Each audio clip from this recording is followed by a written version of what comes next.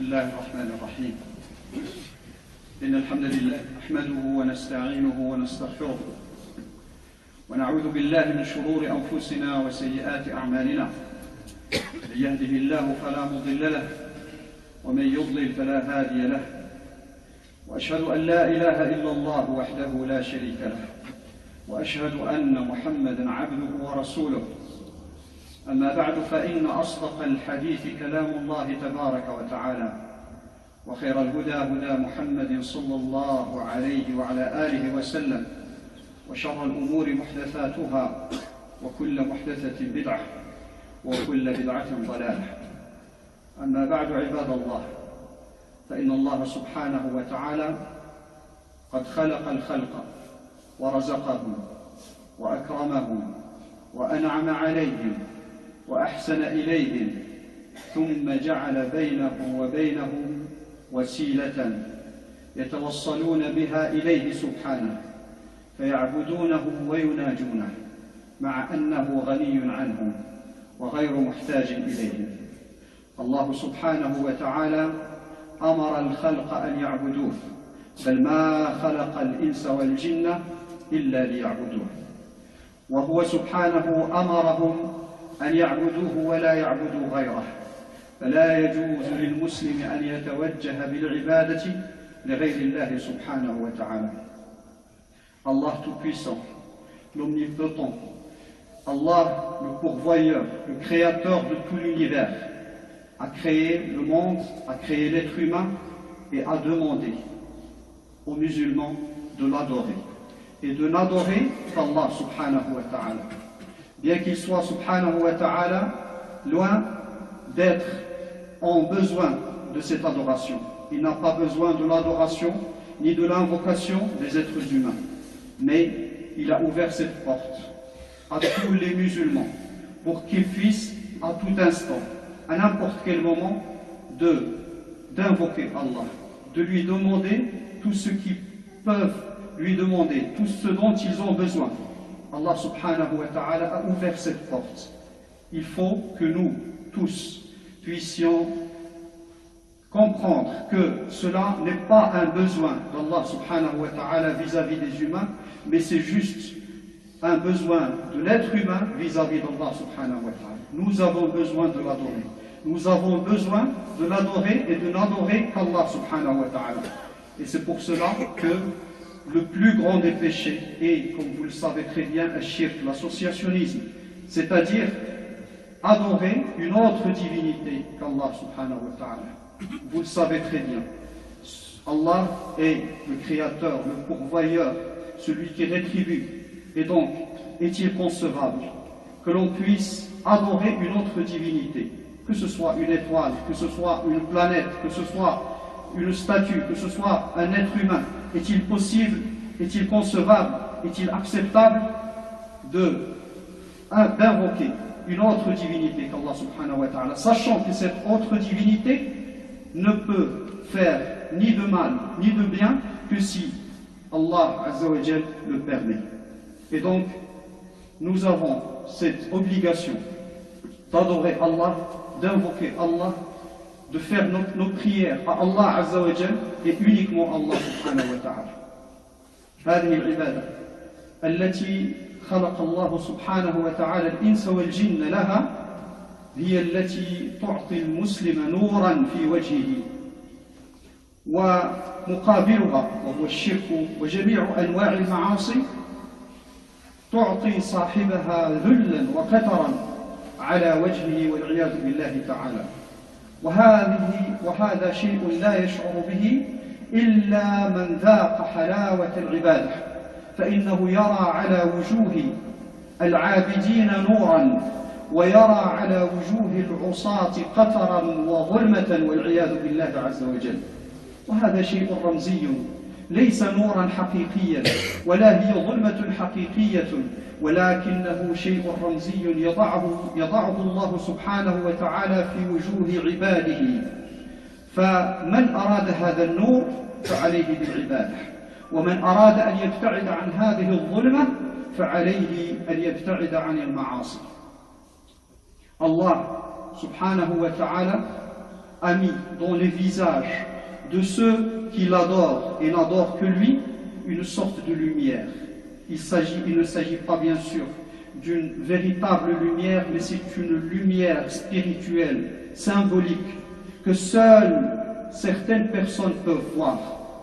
Certains de nos imams, de nos ancêtres, disaient An-nadar fi wajhi fulan ibadah. Regardez, juste regardez le visage d'un tel est en soi une adoration d'Allah subhanahu wa ta'ala. Pourquoi c'est une adoration? Parce que regarder le visage de certaines personnes rappelle Allah Azza wa Jalla. Et regarder le visage d'autres personnes rappelle la vie d'ici-bas, rappelle les choses matérielles, rappelle le péché, al-ma'siyah, etc. Et donc, c'est celui qui veut que sur son visage apparaisse cette lumière spirituelle, il n'a qu'à adorer Allah et n'adorer que lui, subhanahu wa ta'ala. Et celui qui ne veut pas voir sur son visage cette obscurité symbolique, bien sûr, il n'a qu'à s'éloigner de tous les péchés. ومن أعظم العبادات وأجلها بل هي أعظمها على الإطلاق الصلاة فإنها عمود الإسلام وهي أجل العبادات العملية بل هي أعظم الأركان بعد الشهادتين فبعد الشهادتين تأتي الصلاة وهي أساس الإسلام وعموده الذي لا يقوم الإسلام إلا عليه ولذلك فإن رسول الله صلى الله عليه وسلم شبه الإسلام بخيمة كبيرة أو بخباء عظيم وجعل الصلاة عموده فقال في الحديث الصحيح رأس الأمر الإسلام وعموده الصلاة وذروة سنامه الجهاد في سبيل الله فعلينا أن نحرص على الصلاة فإنها أعظم العبادات وأجلها وعلينا أن نجدد نظرتنا إلى الصلاة كما سيأتينا بإذن الله سبحانه وتعالى. Quand on a parlé de l'adoration d'Allah, il faut bien préciser que la plus grande est la prière. Quand je dis prière, je dis bien sûr les 5 prières obligatoires de la journée que le musulman doit faire dans les conditions que nous allons citer, Inch'Allah Azza wa Jalla. La prière est le pilier de l'islam. Le Nabi sallallahu alayhi wa sallam a comparé l'islam à une sorte de tente ou un grand chapiteau. Et as-salat, la prière, a un pilier sans lequel le chapiteau ne peut pas tenir. Sans as-salat, il n'y a pas d'islam. As-salat, en vérité, est ce qui différencie le musulman du non-musulman. Et l'action qui fait la différence entre l'islam et les autres religions. Et donc il n'est pas concevable que l'on puisse être musulman sans être des gens qui prient, qui font les prières obligatoires. Non seulement les prières obligatoires, mais aussi les prières qui ont une grande rétribution à Allah Azza wa Jalla subhanahu wa ta'ala. Allah subhanahu wa ta'ala, النبي صلى الله عليه وسلم ذكر أن هنالك أشياء سأل الصحابة رضوان الله عليهم فقال ألا أدلكم على ما يمحو الله به الخطايا ويرفع به الدرجات قالوا بلى يا رسول الله قال إسباغ الوضوء على المكاره وكثرة الخطى إلى المساجد وانتظار الصلاة بعد الصلاة فذلكم الرباط الله عز فالنبي صلى الله عليه وسلم في هذا الحديث ذكر هذه الأمور الثلاثة وهي تدور على الصلاة فيها الوضوء وفيها الذهاب إلى المساجد وفيها انتظار الصلاة بعد الصلاة وحين نقول انتظار الصلاة بعد الصلاة ليس معنى ذلك أن يترك المسلم جميع الأعمال من دراسة وعمل ونحو ذلك وينشغل بالصلاة يومه كله ليس هذا من الإسلام ولكن أن يكون القلب معلقا بالصلاة فما إن تنتهي صلاة أولى حتى تجد قلبه يفكر في الصلاة الثانية متى تكون وكذلك كثرة الخطى إلى المساجد معناها الرغبة في الذهاب إلى ذلك المكان الذي يفتح الله عز وجل فيه الباب لمن أراد أن يناجيه ويعبده ويدعوه ويذكره. وكذلك إسباغ الوضوء على المكاره، فإن ذلك من التكاليف الشاقة على كثير من الناس خاصة في أوقات البرد ونحوها، ولا يفعله إلا من أفعم قلبه بحب الله عز وجل والرغبة في عبادته. Notre prophète, Nabi Muhammad sallallahu alayhi wa sallam, a dit dans un hadith authentique, il a demandé à ses compagnons: est-ce que je peux vous demander, ou est-ce que je peux vous indiquer quelque chose qui, si vous le faites, eh bien, cela va expier vos péchés ou bien effacer vos péchés et va vous faire élever dans les grades. Alors bien sûr les compagnons ont dit oui, ya Rasulallah. Il a dit, il leur a indiqué trois choses. La première, c'est isbagh al-wudu' ala al-makarih, faire ces ablutions rituelles, même si cela s'accompagne de difficultés. Par exemple, quand il y a le froid, quand il n'y a pas la possibilité d'utiliser de l'eau chaude, etc. Isbagh al-wudu' ma'a al-makarih, ala al-makarih, c'est-à-dire quand c'est difficile, faire quand même ces ablutions. Et bien sûr, cela ne peut le faire qu'une personne qui a dans son cœur l'amour de Dieu et l'amour de l'adoration de Dieu. La deuxième chose, c'est multiplier les pas vers les mosquées. C'est-à-dire, en d'autres termes, aller aux mosquées. Il ne s'agit pas uniquement de prier, mais aussi, pour les hommes bien sûr, de prier dans les mosquées, dans la limite du possible. Certains ulémas disent que la prière dans les mosquées est une obligation, d'autres disent que c'est une sunna mu'akkada. Mais dans tous les cas, celui qui peut le faire parmi les hommes, il ne doit pas ne pas le faire. Et puis la troisième chose, c'est c'est-à-dire attendre, littéralement attendre une prière après une autre prière. En d'autres termes, attendre la prière prochaine au moment de faire ou après avoir fait la prière actuelle. C'est-à-dire que le musulman doit être en attente perpétuelle de as-salah. Il doit toujours être dans son cœur en train d'attendre as-salah. Pourquoi? Parce que as-salah est justement cette porte dont on a parlé au début, la porte ouverte vers l'invocation de Dieu. N'importe qui d'entre nous a plusieurs problèmes dans sa vie, il a plusieurs choses à demander à Allah. Au lieu de penser uniquement aux choses matérielles, il faut aussi penser, et surtout penser à invoquer Allah. Pour n'importe quelle chose dont vous avez besoin, vous avez cette porte. Vous l'avez 5 fois par jour au minimum. En fait, il y a beaucoup plus, parce que vous pouvez faire la prière à n'importe quel moment. Et donc, vous avez cette porte, vous pouvez invoquer Allah, vous pouvez prier, vous pouvez dire à Allah subhanahu wa ta'ala ce dont vous avez besoin, et vous aurez certainement une réponse qui vous conviendra aussi bien dans votre vie d'ici-bas que pour la vie de l'au-delà. أقول قولي هذا وأستغفر الله لي ولكم والحمد لله رب العالمين.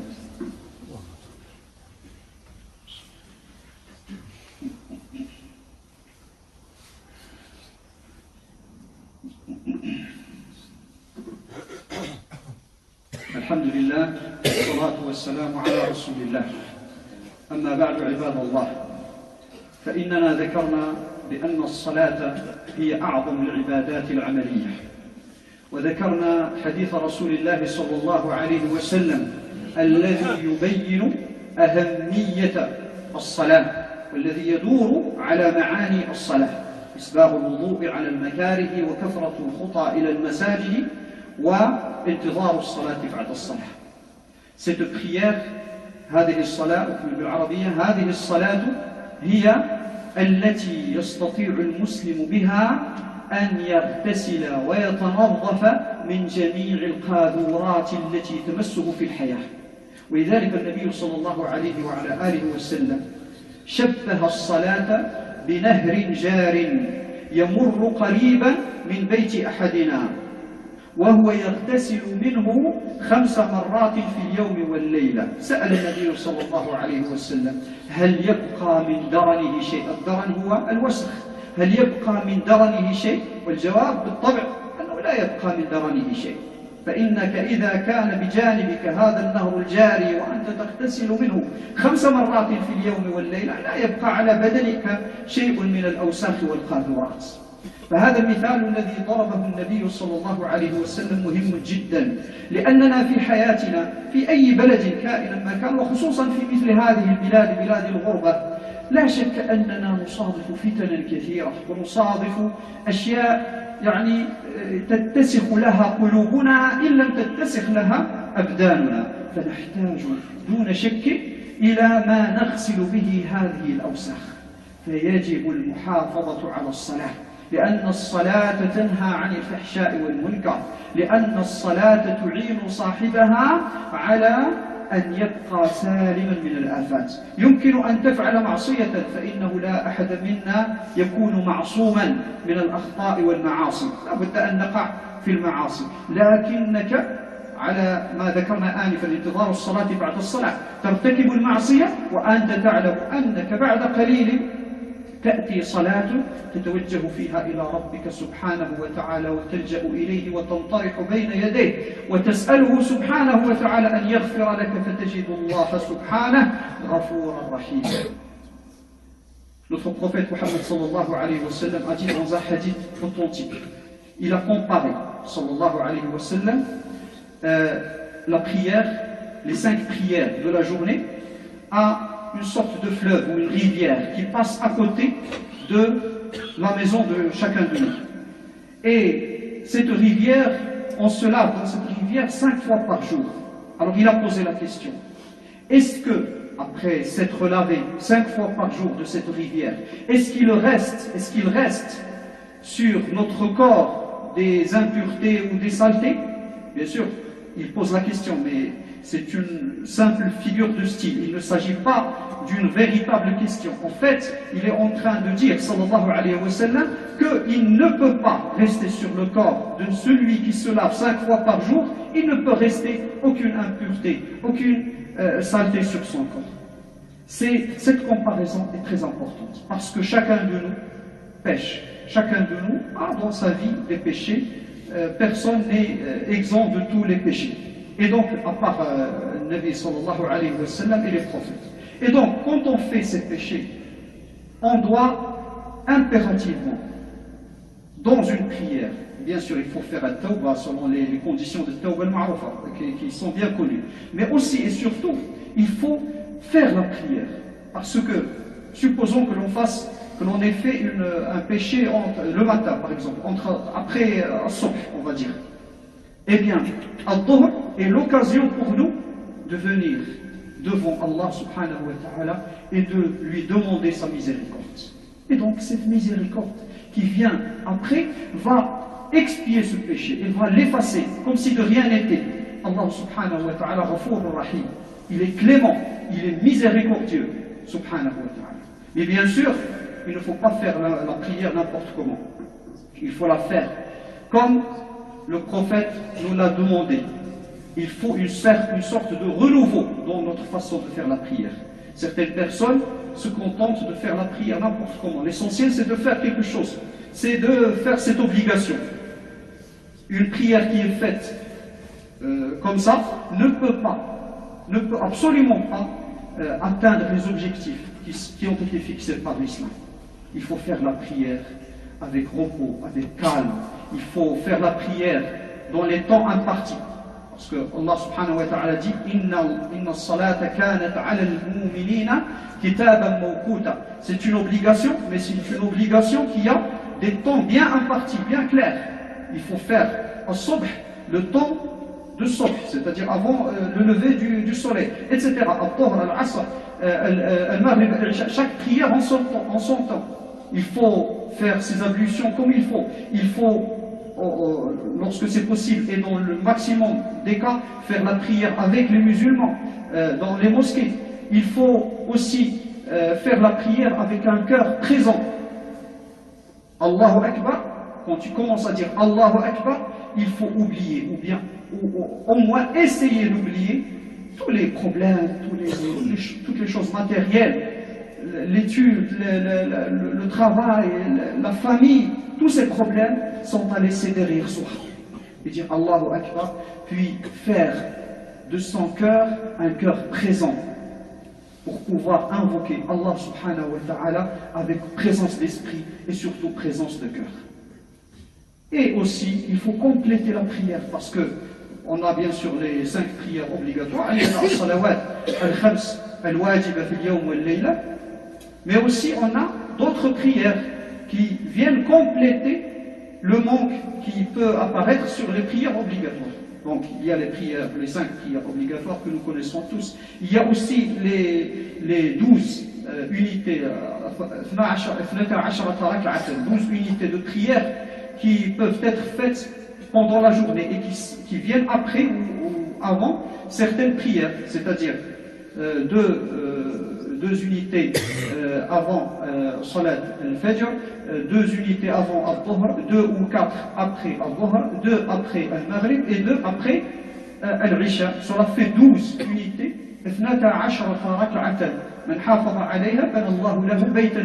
Donc il faut essayer au maximum de faire cette prière. Il faut faire d'autres prières, etc. Il y a beaucoup de prières que nous pouvons faire avec présence d'esprit et de cœur, comme je disais, et qui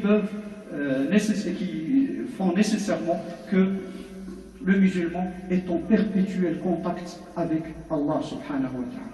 أسأل الله عز وجل أن يغفر لنا ذنوبنا وإسرافنا في أمرنا وتقصيرنا وتفريطنا وأن يرحمنا ويغفر لنا ويعفو عنا.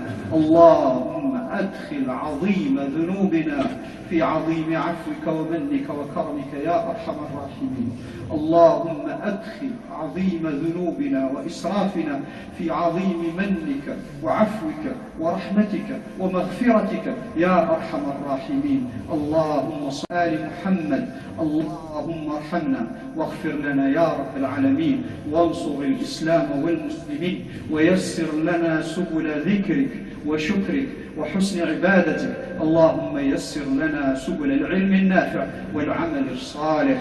وأقول قولي هذا وأستغفر الله لي ولكم والحمد لله رب العالمين.